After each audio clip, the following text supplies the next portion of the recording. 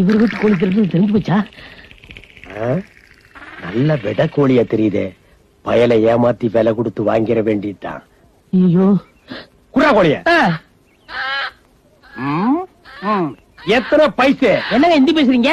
நான் ஒரு இந்தியன், இந்தியில தான் பேசுவேன். உனக்கு தெரியலனா விட்டு என்ன பேச வேண்டாம்னு சொல்லாத. சரி, தமிழ்ல கேக்குற என்ன வேலை? 100 ரூபாங்க. இதுக்கு 100 ரூபாயா? ஏய், காலு மண்டை பிச்சு போட்டா 1/4 கிலோ தேராது. நியாயமான விலையை சொல்லு.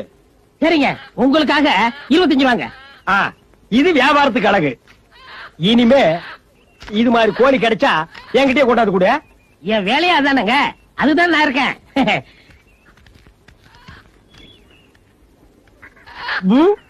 சரியான திறந்த வாயினா இருக்கானே.